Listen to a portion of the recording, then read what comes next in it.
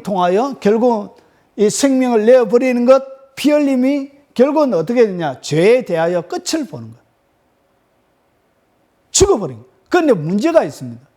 죄인이 피를 흘려서 죽으면 자기 죄 때문에 죽기 때문에 다른 사람의 죄를 용서할 수가 없지요. 죄인이 피 흘려서 죽으면 끝나버리기 때문에 기회가 없는 거예요. 아무런 기회가 없는 거예요. 그래서 다른 죄 없는 피가 필요했던 것이죠. 자, 좀 더 나가면 율법을 따라 그의 모든 물건이 피로서 정결하게 되나니 피 흘림이 없이는 뭐가 없냐? 죄 사함이 없는 거예요. 그래서 피로 흘려야 되는 거예요. 자, 그래서 하나님께서 성령이 역사하기 위하여 어떻게 했냐? 피 흘림을 통하여 아담의 가죽옷을 입히기 위해서는 동물이 피 흘려서 죽어야 되죠. 그래서 동물이 흘리는 그 피 흘림의 제사를 하나님께서 만드시고 그 피의 제사를 통하여 누가 역사하지? 성령님이 역사할 수 있는 길을 하나님이 만들어 놓으신 거예요. 그래서 이 피의 제사는 누구 때문에 만드신 거라? 성령 하나님을 통하여 우리가 성부와 성자 예수님과 성부 하나님을 만나는데, 그래서 진리의 성령이 오시면 그가 내게 대하여 증거할 것이라. 결국은 진리의 성령이 와야 예수님을 알아갈 수 있는 거예요. 그래서 이 아담의 가죽옷, 이 피의 제사를 통하여 성령님이 역사하실 수 있는 통로가 마련이 된 거예요. 그래서 하나님이 인간에게 은혜를 또 베푸시고 긍휼과 자비를 베푸시는 거예요. 그리고 아벨의 피의 제사, 아벨의 그 피의 제사를 통하여 하나님과 깊은 만남을 가진, 그리고 애굽에서 유월절의 어린 양의 피를 통하여 결국은 인간의 죽음을 선사하지 않고 생명을 선사하는, 그리고 하나님께서 모세를 통하여 만드신 성막에는 다 뭐의 제사예요? 피의 제사예요. 피의 제사. 물론 소제가 있긴 한데 그것은 다음에. 그래서 이 피의 제사를 통하여 하나님을 만나고, 그리고 성전에 솔로몬 성전, 스룹바벨 성전, 이 성전을 통하여 피의 제사를 통하여 성령님이 역사하실 수 있는 통로가 마련이 되는 거예요. 자, 이렇게 죄가 있는 곳에 하나님께서 피의 제사를 만드신 이유는 결국은 성령님이 역사하는 통로를 마련하기 위해서 하신 거예요. 자, 이제부터 조금 더 깊이 있게 들어가 보겠습니다. 자, 피의 제사는 결국 성령님께서 자유롭게 운행하여 하나님의 좋은 것을 우리에게 전달하기 위해서 필요했던 거예요. 그래서 피의 제사를 만든 거예요. 자, 그러면 이 구약시대의 피의 제사는 한계점을 가지고 있습니다. 한계점. 이 피의 제사는 한계점을 가지고 있는 그게 뭐냐? 구약시대의 이 죄사함은 단회적이에요. 죄를 짓고 나서 그 다음에 피의 제사를 드려요. 근데 이것이 계속적으로 유효한 것이 아니고 죄 짓기 전까지만 유효한 것이. 그래서 죄를 지으면 다시 피의 제사를 드려야 하는 거예요. 계속적으로 반복적으로 드려야 돼요. 그래서 이것은 완전한 제사가 안 되는 거예요. 그래서 하나님께서 이 완전한 제사를 위해서 보세요. 대제사장이 해마다 다른 것에 피로서 성소에 들어가는 것 같이 자주 자기를 드리려고 아니하실 것입니다. 그래서 1년마다 대제사장이 들어가는 것처럼 인간이 죄를 지을 때마다 개인적으로 드리는 것처럼 계속적이고 반복적으로 드려져야 되는 거예요. 그런데 예수님께서 이 땅 가운데 오시는 것이 뭐냐?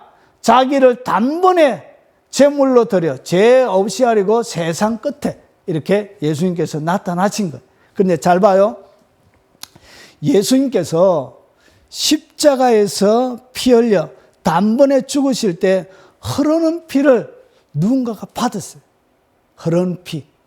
예수님이 십자가에 못 박히실 때 그 흐르는 피를 누가 받으시는데 그분이 누구냐? 보세요. 한번 읽어보겠습니다. 같이. 히브리서 9장 14절입니다. 시작. 하물며 영원하신 성령으로 말미암아 흠없는 자기를 하나님께 드린 그리스도의 피가 어찌 너희 양심을 죽은 행실에서 깨끗하게 하고 살아계신 하나님을 섬기게 하지 못하겠네. 결국은 성령으로 말미암아 흠없는 자기를 하나님께 드린 그리스도의 피가 누구를 통하여? 성령님을 통하여 하나님께 올려지게 돼요. 그런데 여기 보세요. 성령님이 이 피를 예수 그리스도께서 흐르는 피를 받아서 하나님께 올려드리게 되어지면 여러분 어떤 일이 벌어지냐 보세요. 십자가 흘리는 예수님의 피를 받으신 성령님께 아주 독특한 일이 일어나. 어떤 일이 일어나냐 보세요. 하물며 영원하신 성령으로 말미암아 하나님께 피를 드렸지요. 그런데 요 장면을 가지고 요한이 뭐라고 설명하고 있는지 한번 보세요. 예수께서 하나님의 아들이심을 믿는 자가 아니면 세상을 이기는 자가 누구냐? 그러면서 보세요. 이는 물과 피로 임하신 이시니 예수님을 갖다가 곧 예수 그리스도시라. 물로만 아니요 물과 피로 임하셨고 예수님께서 이 땅 가운데 오신 것을 갖다가 요한은 두 가지로 설명하고 있습니다. 하나는 물, 하나는 피. 그래서 예수님이 이 땅 가운데 임하신 것을 뭐라고 설명하고 있다고요? 물과 피로 설명하는 거예요. 그래서 성령님께서 피만 받으신 게 아니에요. 오늘 요한이 더 자세하게 설명하고 있는데 예수 그리스도께서 십자가에 흘려서 돌아가실 때 그 흐르는 피를 어떻게 하냐? 성령님이 받으신데 물과 피를. 그래서 예수님이 옆구리에 창자국이 찔릴 때 뭐가 그러죠? 물과 피가 쏟아졌죠. 그래서 물과 피가 쏟아졌던 그것을 성령님이 딱 받으시는데 성령님, 예수님이 십자가에 돌아가시기 전까지 성령님은 어떻게 설명하느냐? 자, 정언하는 이는 성령이시니. 정언하는데 예수님을 이렇게 정언하는 분이 성령인데 성령은 진리예요. 그러니까 예수님이 돌아가시기 전까지는 성령님의 역할이 뭐라? 성령님이 어떤 것을 했냐? 정언하는 이. 그리고 진리를 정언하는 진리의 성령이었습니다. 그런데 보세요. 이제 정언하는 이가 옛날에는 정언하는 이가 누구였죠? 성령님이었죠. 성령님. 그런데 정언하는 이가 이제 달라졌어요. 보세요. 정언하는 이가 셋이래. 셋. 정언하는 이가 셋인데 이 셋이 뭐냐? 성령과 물과 피라. 이 또한 이 셋은 합하여 하나이니라. 결국은 성령님이 진리로 예수님을 전가하다가 예수님께서 십자가에 못 박혀 돌아가시고 난 다음에 성령님이 예수님의 보혈뿐만 아니라 물도 같이 받은 거예요. 그리고 나서 성령님에게는 어떤 일이 일어나냐? 구약시대의 피는 완전한 피가 아니었어요. 성령님이 그것을 받아서 연합해서 하나가 되어줄 수 있는 피가 아니어서 동물의 피였거든. 깨끗하고 정결한 피가 아니었습니다. 하나님이 예표적으로 보여준 그냥 하나님이 정한 하나의 예외적인 죄를 용서하신 예외적인 하나님의 방법이었습니다. 성령님이 역사할 수 있는 우회적인 통로였다는 것이. 그런데 예수님이 십자가에 못 박히고 난 다음에 그 예수님이 흘리신 그 물과 피를 성령님이 받고 나서 그 다음에 성령님은 어떤 일이 일어나냐? 예전에는 정언하는 이로 진리의 성령으로 계셨던 그분에게 물과 피가 연합이 된 거예요. 그래서 이 셋은 합하여 뭐가 되어진다고요? 하나가 되어진 거예요. 그래서 성령님에게는 구약시대의 성령님과 신약시대의 성령님에는 하는 능력, 이것이 폭이 굉장히 넓어진 거예요.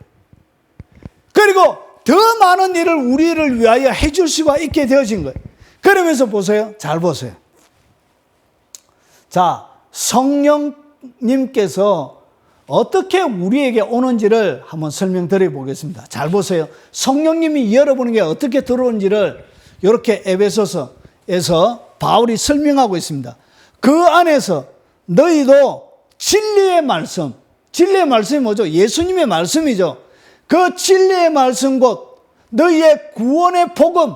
구원의 복음 뭐죠? 예수님이죠. 예수님의 일생 십자가와 예수님이 하셨던 모든 이야기 사역, 구원의 복음을 뭐하고? 듣고, 이 예수님의 복음을 듣고, 그 다음에 그 안에서 또한 뭐하여? 믿어. 예수님의 복음의 말씀 들은 거예요. 예수님이 우리를 위하여 돌아가셨다는 이 구원의 복음을 들은 거예요. 듣고 내가 마음으로 믿어 약속의 성령으로 인치심을 받았어요. 그래서 그 약속의 말씀을 여러분이 듣죠. 그러고 나서 뭐하죠? 믿죠. 믿으면 뭐가 한다고요? 성령님이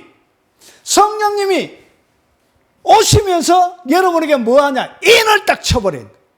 성령님이 약속의 말씀을 듣고 믿게 되죠. 딱 들으니까 아멘.